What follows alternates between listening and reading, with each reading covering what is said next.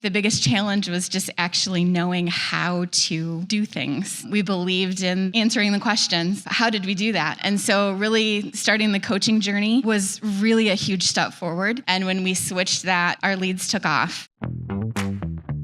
You're listening to the Endless Customers podcast, brought to you by the team at Impact. Endless Customers is the proven system to become the most known and trusted brand in your market. If you want to start to learn the principles of Endless Customers and how you can implement them in your business, pick up a copy of Endless Customers, a national bestseller wherever books are sold. Ready to start implementing Endless Customers in your business? Talk to Impact about how our coaching program can help you implement Endless Customers to success. And if you want to experience Endless Customers in person, do not miss our upcoming conference, Endless Customers Live, in Chicago, March 30th through April 1st, 2026. Registration is now open. And now, onto the show. Here's your host, Alex Winter. Today's episode is something special. We're bringing you inside a fireside chat from IMPACT Live in Hartford, where Marcus Sheridan sat down with 3 leaders who are each at different stages of their Endless Customers journey. You're going to hear from Taffy Ragan, the general manager and owner of Bill Ragan Roofing, who's been building fearless content and consistency for more than 6 years now. You're going to hear from Keven Ellison, VP of Marketing at AIS, who's pushing the boundaries with AI and automation to drive content adoption across his entire sales team. You're also going to hear from Melissa Bush, marketing manager at Superior Trucking Payroll Service, who's proving how even small businesses with lean teams can see immediate wins with the right tools and clarity. Together, they talk about the challenges of getting buy-in, the breakthroughs that made the base impact, and the lessons they've learned about staying consistent, curious, and committed along the way. So whether you're just starting to answer your buyer's toughest questions or you've been at it for years, this conversation will give you practical insights and probably a dose of encouragement to keep going. Let's jump into the session. Please introduce yourself. Tell us your name. Tell us your company. Tell us how long you've been on the Endless Customers journey, okay? We'll start with Taffy. We'll go left to right. Okay, so I'm Taffy Ragan, and our company is Bill Ragan Roofing Company. We joined Impact 6 years ago this month in 2019 here. Really? Yep. Oh, that's cool. Yeah. I'm glad you came here. Me too. All right, Kev, what you got? Yeah, so I'm Keven Ellison. I'm the Vice President of Marketing for AIS. We're a technology company, provide IT services, copiers, printers, telecom, those types of things. I've been on the Endless Customers, well, they ask you answering Endless Customers for 8 years now. 8 years. Great. Thank you. And Melissa? My name is Melissa Bush, and I am with Superior Trucking Payroll Service. And like the name says, we do payroll, but specifically for trucking companies. And we've been on the journey for about 1.5 years. Year and a half. Okay. Yeah. All right, good. Now, here's what I'd love to know. So we got 8 years, 6 years, and 1.5 years. All right, let's start with the good stuff. What was the biggest challenge you had within implementing Endless Customers? And if you overcame it, how did you do it? We'll start with you, Taffy, again, and we'll work our way over. Your biggest challenge implementing Endless Customers and how you overcame it, if you did, or at least attempted to do it. Well, we started out with everybody bought in, so that was the easy part. How'd you get everybody bought in? Well, I read the book. My husband read the book, My Husband's Bill, and it just made sense. Go to Google, ask questions, answer those questions. Right. How did you get everybody else bought in, though? Well, we had a small team at the time. So. Okay. All right. And so then we found a content manager, and he didn't even know content writing was a thing. He was a writer. He got approved through Impact. So really our biggest challenge was getting him up to speed, and it took about 3 months. But once he got it, and I truly believe he's probably the best content manager that Impact has produced. So how long would you say it took your content manager to really get the wind in their sails? Took about 8 to 10 months. Okay. 8 to 10 months, and my coach was Chris Dupre, and he says, like, okay, Matt, you got to start writing 3 pieces of content a week. And that was very challenging for him. Now he spits out content like it's nothing. So how much is he able to produce now? He still continues to do 3 pieces of content a week. He manages our website. He got trained to do that, so he's overhauling our website right now. Yep. Unfortunately, he's not here because I wish he could have heard all of this. So. Yeah. Good. Great stuff, Taffy. All right, Keven, what about you? Tell us, what was your biggest challenge? I have a sense I know yours. And how you've attempted to overcome it. Yeah, so I'd say it's probably getting our salespeople to use content all the time. And I've sort of done an end run on them. What I've done is I'd say they're lazy. They don't know best practices. The CEO's bought in. Marketing was bought in all the way. And the biggest problem is for them to be using content all the time. So what I'm using AI to do an end run on them. And when I say that, I'm doing it so, let's say, we put out content. We now are at the level of doing 35 blogs a month now because I have AI writing content in our style guide of our content manager. Which, by the way, have you found that AI using your style guide has been effective from a search and absolutely, it ranks. From a traditional search and an AI search perspective? Yes, it does. And so we come up in AI search, but I'm noticing that I'm going to have to bridge it off into doing AI content as well as, or answer engine content as well as SEO content. Yeah. And so what I've done is now I'm taking any of the objections, and so I'm solving business problems one at a time by creating AI agents or workflow automations, like, let's say, them using our content. Our content manager puts out a blog or an email out every week that shows, hey, here's the 10 pieces of content I created this week. Here's the videos that we've created. And so what we do is, since they're not posting it and they're not using it in their daily emails, what I'm doing is using AI to automatically do that. So they don't know best practices on how to post online. And I created a workflow automation in AI that in 2 minutes, they have an email that comes to them. And what it does is, on a daily basis, they get an email in their own voice, and it writes content. And what it does is it gives them 3 different ways they can post it and three additional hooks that are disruptive. And so now I've got 18 people of our staff, which I had 0, well, I had 1 or 2 in our department. I was always posting, but now I've got 18 people in our organization, and they're all posting on a daily basis. Oh, wow. That's really, really smart. All right. It's pretty advanced stuff. Maybe you could send that workflow to Stephanie to share so that she could potentially share that with this group. Be happy to. Would y'all like to see that maybe? That'd be cool. Wouldn't it be cool? All right. That's pretty impressive, Kev. That's very cool. All right, Melissa, earlier on the journey here, so tell us about yours.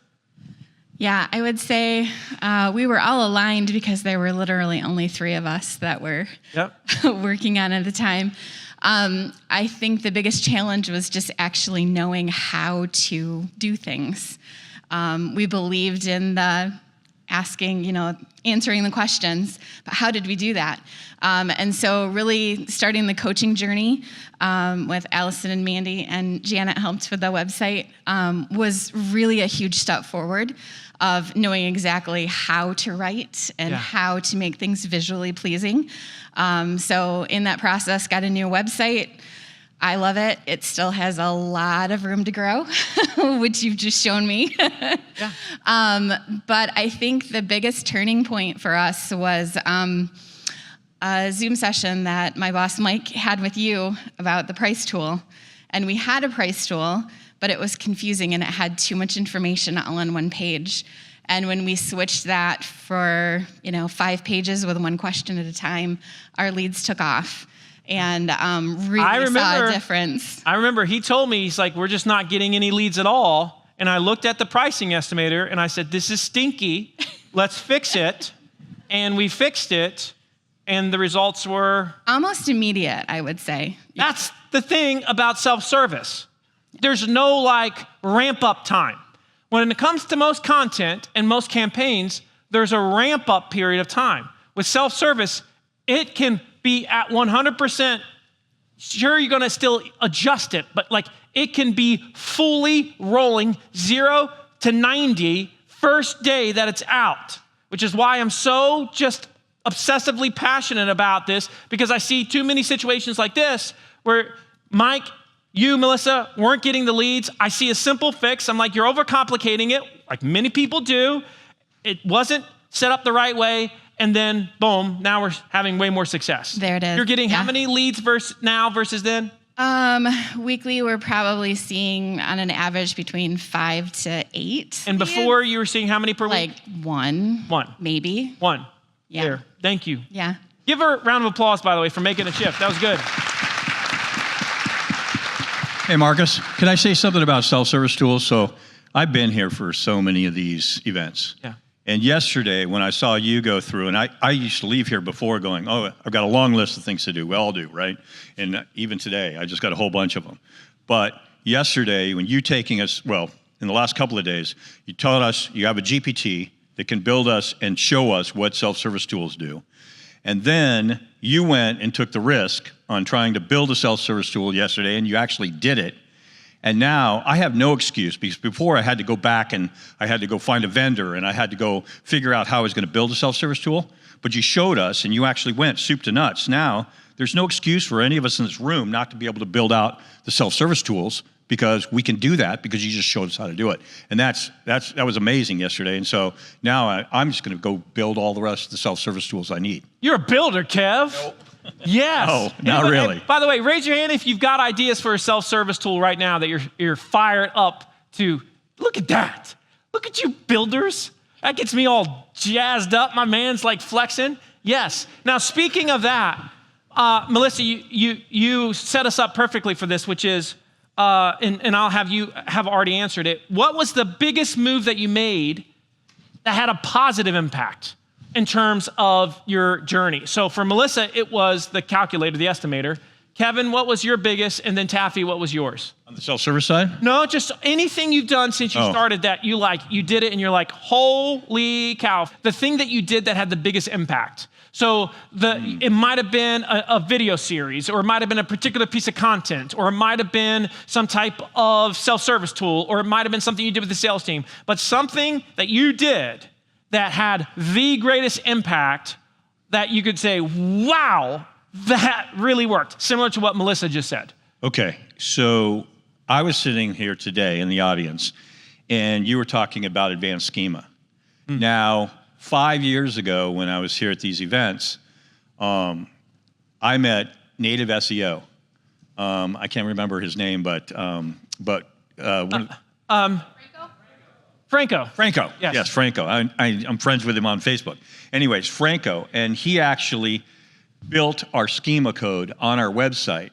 And when all of our content was hitting the first page of Google, and it's still happening today, is that it still has the 5 stars that shows up, and no other customer or no other brands are out there that are showing it, except for maybe the Best Buys or the Amazons, because they have it. But when you saw that and you posted it up there, now I said, oh, that's easy. All I have to do is go back and put into that in that schema code, and I could probably drop it into Claude and say, hey, Claude, take a look at the schema code. Now, how do I put in the rest of it that I need for the rest of our pages, because it's already there. You can absolutely do that. But that was pretty amazing, because not only if we were in the top 3 positions in search, which a lot of times we were, or we were down at 9 or 10, we would get selected by a user because they'd see those gold stars and immediately go, wow, there's nobody else here on the search with gold stars. And so, yeah, that probably was pretty amazing. So just hearing that today, I was pretty amazed. All right, great. I did not know that. So good on you and good on Franco as well. Taffy, what about you? Biggest win?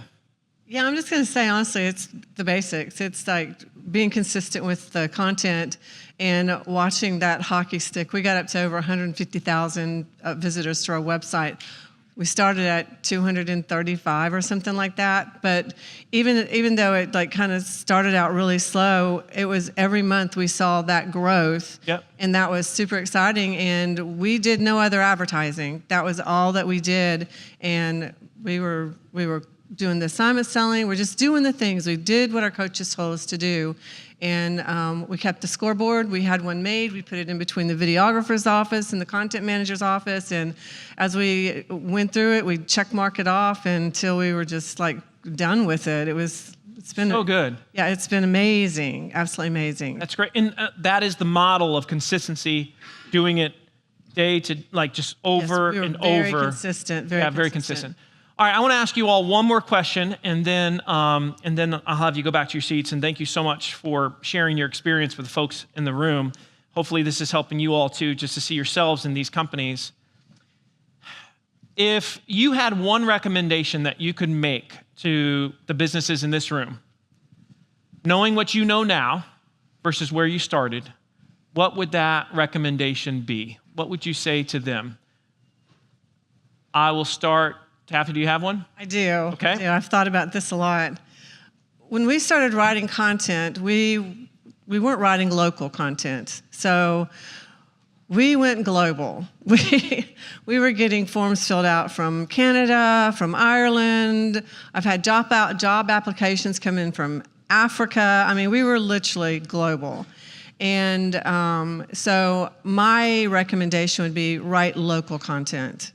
Write the local areas that you service, because that's where you're going to see your ROI at. Otherwise, you're going to get bombarded from the world wanting you. Yes, and we had somebody leave us a bad review out of Alberta, Canada, because we wouldn't come up and do a repair for her. unbelievable. Come on, Canada. All right, so, it's funny. If you use that GPT, that content ideator title tool that I showed you the first day, and you put in that you're such and such, if you're a location-based business, you put your areas, it will give you literally world-class location-based titles when appropriate. So great recommendation, Taffy. Keven, you got one? Yeah, I would say it's more of a general sort of thing, and that would be curious, okay? And I say that because everything that you've taught us, I want to learn more about it and why it functions and everything. So you've taught us how to be authentic about our brand, right? So everything we put out in the way of content is that we want to be very authentic, and that's where you get and build that trust relationship. But we should always be curious in order to learn more. And I say that because I'm one of the older people in this room. And when I've now embraced AI much more than any of my associates or peers in my industry or even my company, and I do that because I'm very curious and I want to learn. And if you saw when I go out on my walks in the morning or when I'm driving on my commute in the car, I'm having discussions with ChatGPT. And she is always teaching me, and I'm learning. And so it also should be applied in our businesses. That's where we need to also be hiring people that are curious, okay? Because if we're hiring those people that are open-minded and they're curious, we're going to get better team members as we go. And that's something that we had to be open-minded in the beginning to learn from you about what we needed to do to get on this journey for endless customers. Well, and with that, you're a model of curiosity because you've been here more than maybe anybody in this room, and yet you've told me multiple times this week alone, I got something today that I didn't previously have, and you're swimming in this stuff. Yeah. So I really, really commend you for that. That's awesome, Kev. Thank you. Melissa, bring us home. Yeah, so my recommendation, and of course, I'm going to do a little disclaimer because I know that small businesses, this is going to be really difficult.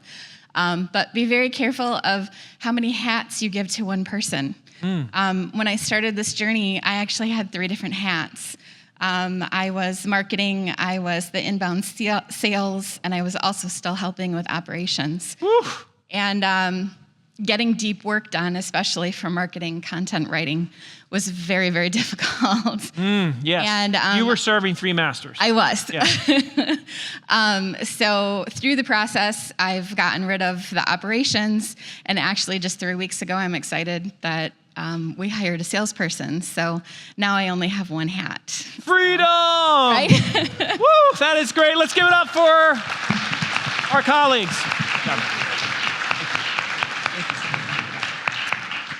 All right, we always do the one thing, and I want to hear your one thing, which is everybody take a moment to write down what is the one thing that you heard these 3 days that you're saying, I am going to do that. This is the commitment moment for you. Everybody's got to write one down. Please don't be too cool for school, right? Because if you write it, it's real. All right, hopefully you've written down one thing. Who's got one that you're willing to share? Okay, Jen, what is your one thing? Going back home and speaking with my CEO to get our sales guy and me in marketing on the same page so we can integrate sales and marketing. So good. Now I'm going to ask you a question that might be hard to answer, but I'm going to ask it anyway. Why is that a problem Well, right now, sales and marketing are like two different silos. I have no idea what he's doing on his end, and I've been asking to get involved with sales so I know what the questions are that our clients are asking so I can create the content to help him make more sales. And of course, they need to have a particular type of meeting every week, which we all know as a revenue team meeting. That's right, where you and that sales leader meet, get on the same page. There should never be a surprise as to what is the content we're producing. There should never be a question as to whether or not it's helpful to sales. There should never be a question as to what we should be producing within marketing, because sales is telling us all the time, hey, in that revenue meeting, here's the things that I'm hearing, here's the things I'm seeing. Give Jen a round of applause. Good job, Jen. All right, Buzz, you brought 12 people here this week, which was dang awesome, sir. And hopefully those 12 are still all here. They are. All right, good. All right, go team. Now, Yeah, so first of all, thank you to Impact for putting this event on. Awesome stuff. This is it. Listen to the coaches, follow the program.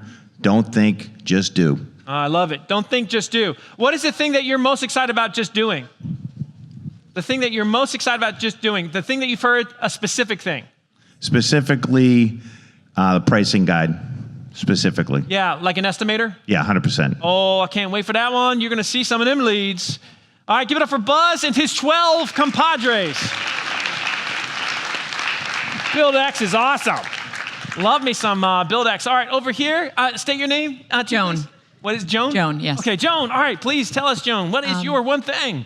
Prioritizing content writing in the morning, like we heard from Yale yesterday. So he was like the ultimate example of efficiency, wasn't he? Yes. Like somehow he's doing 20 videos a month. He's doing 3 articles to 4 articles a week, but they're not just like, they're almost like mini books, right? I mean, heck, they were like 2,500, 3,000 words. So it was really, really aggressive what Steve was doing while still being a CEO of a $150 million-ish company. So how for you, how will that be different than what you're currently doing, if you don't mind me asking? What will be the shift that you'll make? Well, I think you're more creative in the morning. And I have been complaining about not having the time to write the blogs. And I'm like, if this guy can do it, I surely can do it if I'm just director of marketing. So prioritizing 7:30 to 9:30, 3 days a week. Yeah, because I can tell you, you're smarter than Steve Scheinkopf. I know that. I know that, daggone it. Give Joan a round of applause. Yeah. It's true. You're smarter than him. All right, go ahead. State your name. What's your one thing? Hi, my name is Haley from CSI Accounting and Payroll. And before I start, I want to say this is my 3rd Impact conference, and the level of understanding and excitement, like the difference from my first conference to now, is insane. I'm so excited to come to these conferences because I know that I'm going to take away such incredible information that's going to just change myself and my job, but not only that, but my coworkers, the company itself. My one big takeaway is learning about schema, advanced schema, because I've never understood what that was. And whenever I online shop, like your example with the MacBook, I would see, the price in stock, the rating, and I'm like, oh, how'd they know I wanted to see that? That's awesome. And I would just click it immediately. So having that explained to me, wow, just blew my mind. So it was helpful. Very helpful. So happy about that. I'm so happy that you love Impact Live. Let's give it up. That was so good. That was so good. Now, as we close out, just a couple final thoughts for you. When we started this, I said each one of us needs to have, with ourselves and others, what was the word? Grace. We have to have grace. There is this tendency to leave and feel like, oh my goodness, all the things I saw, all the things I'm not doing. There's so much to do. I don't have enough people. How are we going to get it done? No one here is doing any of these things perfectly well by any stretch of the imagination. We are on a journey together that never stops, and that's okay. But one of the keys to this, if you're going to be an effective CEO, head of sales, head of marketing, content producer, whatever it is that you must have grace with yourself during a period of time, which there's this pressure of FOMO that is hitting us to try to stay in front of the market. I can tell you, based on the things that you have learned these 3 days, you know more than 99% of your industry, I promise. You've got it. So now, let's just knock them out one at a time. Start with that one thing. Don't do 10 things from this. Start with one and then move to the 2 and know what your next 90 days is going to be. If you need a coach, make sure you get one. Have an accountability partner in your life. This is fundamental. This is critical. I have coaches in my life because I fall short. I also want you to remember why we do these things. This whole thing started for me because I was going to lose my home. I was going to lose this thing that my wife and I had been staying in for years. That was her nest, and the fear was so strong that it forced me outside of my comfort zone to start doing things a little bit differently. You know, at the end of the book, we call it the pride cycle, and how oftentimes we wait till we're in pain to do the little things that will lead to success and happiness and prosperity. And then when we get to prosperity, because we're successful, we stop doing the little things that got us there. You coming here is an example of being on the right side of the pride cycle. Not saying you got it all figured out.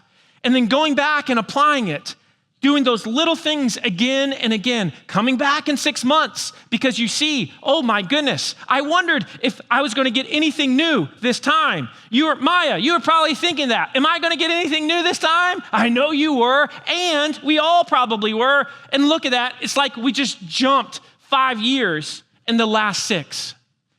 So have grace with yourself. Enjoy this period of time as a marketer, as a professional. I wake up every day really dang excited. I've never had more access right now in this feeling of being superhuman and getting more done than I've ever done in my life. That's happening right now.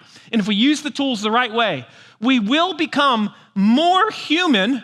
And at the same time, we're going to get more done and we're going to feel more creative, not less. We're going to be connected more with our audience, with our community, not less.